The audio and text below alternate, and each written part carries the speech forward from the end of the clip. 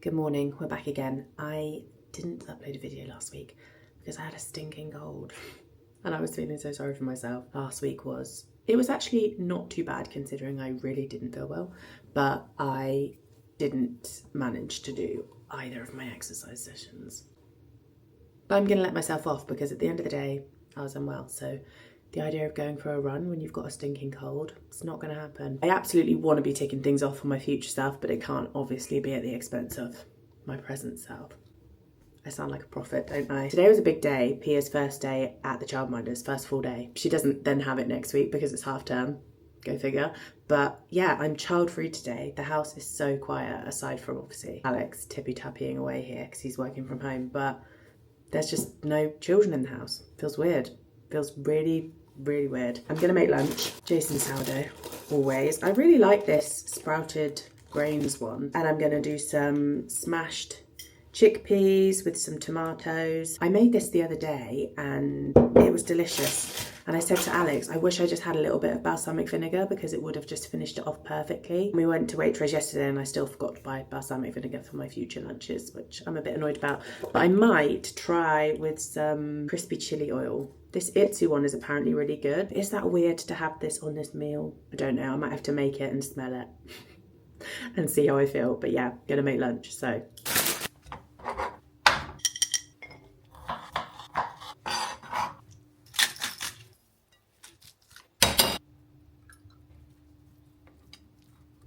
Okay, that's it done. If you are funny about chickpeas, same, to be honest. Sometimes I really like them, sometimes I find them a bit icky. I really enjoy this like smashed version with lots of crunchy tomato. It's just so yum.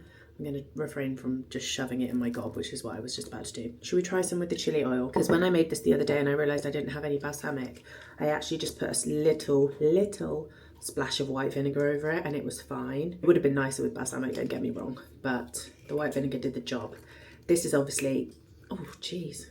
Oh, it's wrapped up in something. Chili oil is obviously a different vibe completely, isn't it?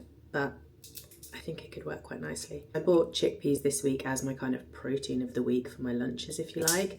I get very funny with, well, food in general, but I really have to rotate my protein sources because I just get the ick so easily. And then eggs, you know, float in and out of being okay with eggs. Why can I not open this jar?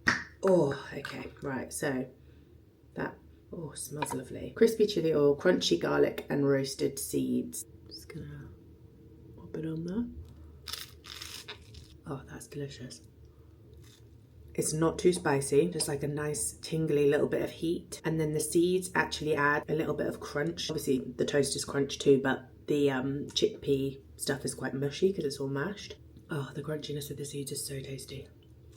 Okay, very much a fan of that. I'm gonna add the oil onto all the other bits and then go and eat because I'm absolutely starving. I think probably my biggest challenge on these days when I don't have the kids now is just going to be remembering to like eat something properly. So it's quite handy to have the vlog because I do usually then like to make something proper because I can show you guys. So maybe that will be my reminder. I really need to stop tucking my hair back like that. I don't know if this bit looks as bad on camera as it does right now in the viewfinder, but it's like a full-on bald patch. The joys of motherhood, the gift that keeps on giving. I'm eating again. I actually just filmed a little short form TikTok reel. I don't know where it's going to go. I was doing my makeup, talking about childminder versus nursery conversation. It's such a loaded, guilt-ridden thing when you have to choose childcare. And I work from home, so obviously I've had Pia at home up until now. And even that has not been, like it's sort of worked, but actually my work has really suffered. I had a nap time a day to work with. So if I, for example, need to have a call with someone and I put it in for that time, that means that I then do not have any more time to do any work. So I've been putting a lot of pressure on myself or making myself feel really bad. But obviously I always also have in my mind that potentially the conversation coming from me is gonna feel really insensitive to somebody who had no choice but to go back full-time work in an actual place where they have to get up and leave the house and whatever. Obviously, if I'd gone back to schools after I'd had Rue would have been in full-time nursery from the time she was about 9 months. And yeah, that would have been like I wouldn't have had. There's a level of choice that I have as somebody who's at home, is self-employed, has flexible work, there's a level of choice that I have that somebody who's not in that position obviously doesn't have. So it almost felt like I can't really talk about it. But I don't know if I'm overthinking it. You know, that some people are going to potentially think that my viewpoint on it is completely invalid, which I do respect. But everybody has their own setup, don't they, that they're working with. Anyway, I'm getting all philosophical. I should really get on with my day. I need to go and pick up a cake. Rue's having a birthday party. I've bought cake for the adults from a company called Cakesmiths. The lady who used to teach my postnatal yoga, she always bakes. I'm going off on a tangent again. She always bakes for her classes. We would have yoga and then we would have cake. And she bakes, but then if she needs like a dairy-free or a vegan cake, she often gets it from Cakesmiths because it was just getting really difficult for her to like manage all of the different dietary requirements, which I think is fair enough. In Cakesmiths, basically, you can buy cakes that go in the freezer and then you can take out slices as and when you need it. So it was a lot less wasteful for her to do it that way. Obviously, Rue's got her party. I'm making loads of stuff for it. And I just feel like it's nice to have a little bit of cake for the adults, like tea and cake. I just can't be bothered to make that. And because these ones, obviously, like I said, they're freezer cakes, they defrost, like you would not be able to tell when you eat them. They're so delicious. The ones that I've had at yoga have been absolutely banging and they're gorgeous as well. But yeah, I bought one to go in the freezer until the party because I think there's a minimum order value. I think my friend said it was like £80 or something. I obviously didn't need £80 worth of cakes. I bought one cake, which was £26, and it's going to go in my freezer until the day of Rue's party, and hopefully everyone will appreciate it. I might just pass it off as mine, just say, yeah, I made this. It's just that great. Alex? Yeah? Would you come and tip salt on this for me? The whole of this day, or the whole of this part of the vlog has revolved around food and now making dinner. I have filmed a video twice and I don't like either. The one I filmed when I was doing my makeup, I came to edit it, I was like, why am I so boring? And then I refilmed it and I thought, this truly is just as boring, so maybe it's the subject matter. Can we say that for my own, my own self-esteem? Tonight for dinner, we are having a pork crackling loin joint.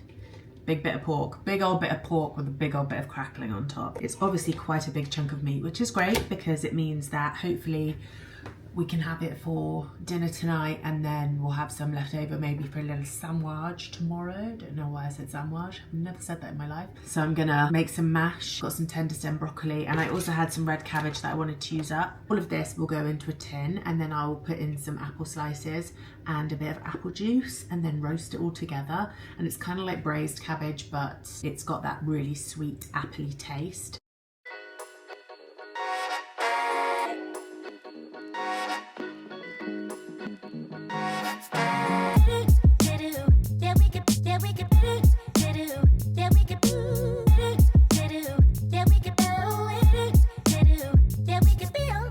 Unit's progress. I have just put the handles on. I don't think they're going to need another coat. I will do a finishing coat at some point. We decided to just do them same colour as the walls. I can't remember if I mentioned that before. Obviously, if I ever want them a different colour, I can just paint them. But for now, I am really loving them tied in. Do need to give the skirting boards a little bit of a tidy up. So it's not perfect, but the units themselves, pretty good. This wall is yet to be painted. We're actually having some doors put in here, so I'm not doing anything with that yet. And then this is this side. Don't look too closely inside the cupboards because I couldn't really be bothered to finish the insides quite as well. But I've done enough. I'm not really going to be spending much time looking inside. These are the old knobs for the meantime. These are the ones that I got from Amazon. I think they look lovely on there, so I'll get another pair of those. Very excited to put some things away in them. Alex seems to think that there's going to be an oil painting of him here. We do need to decide what's going here. Obviously a mirror would look lovely, but it would be a reflection of the doorway to our kitchen and our boiler, which is not really the look we're going for. First item, what's going on there, Alex? Great book. I mean, it's not a bookshop, I wouldn't put it that way. Yeah, but that's always on that colour. It's in my colour. Yeah, it does actually blend in quite nicely, doesn't it? Bookshelves complete. Every aspect of the game. And you spun all up ahead of steam. I am still loving my Shark CryoGlow mask. I've actually started using retinol again. I stopped because I was breastfeeding. I'm still breastfeeding, only once a day. Well, once or twice a day, depending on if she badgers me for more as the day goes on. But usually just the morning. And I actually was then looking into it and realised that a lot of people continue to take retinol throughout breastfeeding, particularly like commercial ones that you can buy. Obviously over the counter higher percentage prescriptions might be different. It was enough to reassure me that I can definitely begin to take retinol again, because to apply retinol again. Skin's not what it used to be. I've been using the Kiehl's Retinol Skin Renewing Daily Microdose Serum. It's really nice because it's pure retinol with peptides and ceramides, and it's all just packaged into a nice dose that you can put on morning and evening. I think it's quite a low percentage. I read that it was like 0.1%, which is super low, but quite good for obviously just reintroducing my skin to it. And then probably what I will do is I'll continue to use this in the morning after my vitamin C, and then in the evening I'll go up to like a 0.5% and then a 1% eventually, probably when I do stop breastfeeding. I don't like to have an overly laborious skincare routine. I actually am so happy with where my skincare routine is at the moment. I love all the products. It feels relatively simple. If I can keep on top of it as an ADHD girly, that is testament to the fact that it is not laborious. The only tussle I do have with myself is getting my shark mask onto my face every day because it's cold. So there's a lot of parts of me screaming that I don't want to do it, but I do really, really like the results, and I do notice a difference when I stop using it. That does inspire me to actually do it, but it's cold at first when you put it on, and I'm a big baby about things like that. So we were just watching Celebrity Traitors. I did kind of make myself laugh because I was browsing at the same time for a little beginning section of it. And I was reading about anti-inflammatory diets and really getting engrossed. And at the same time as reading about anti-inflammatory diets, I was drinking beer and eating a chocolate surprise, which is God knows what ingredients in it. I have the best intentions, but the reality is it's never going to be me. We're really enjoying Celebrity Traitors. It's got such a great cast. I'm absolutely obsessed with Kat Burns. I love Joe Wilkinson. It's just such a good watch. If you've been on the fence about watching it, get into it. It is worth it. And we are about to start Nobody Wants This on Netflix. Season 2 is now up. Again, such a feel-good show to watch. Very different vibe to The Traitors. It's not like stab in the back gameplay. But if you haven't watched it, it is Adam Brody and... oh my God, is she a Kirsten? There's Kristen Bell. Yeah, Adam Brody and Kristen Bell. It's really like feel good watch, very easy to watch. And the kiss in season 1, the kiss on the street, I think if you've watched it, you'll know what I mean. It's like one of the best kisses I've seen on TV. Not gonna lie. We have reached the end of another catch-up vlog. I'm going to do my list from last week and this week. One thing I have realised in my 100 days challenge is that it really is going to be a challenge because I've now got like the busiest time of the year coming up. We've got Rue's birthday in November. She's having a birthday party. And then obviously it's December and Christmas. So it's full steam ahead. I need to start ticking off some of these big environment jobs ahead of the madness that is the Christmas season. Last week I did not manage to do my weightlifting or my run because I was unwell, so I'm just going to put a little dot in the box. It's going to pay me to do it. I wanted to get a tick for everything every week.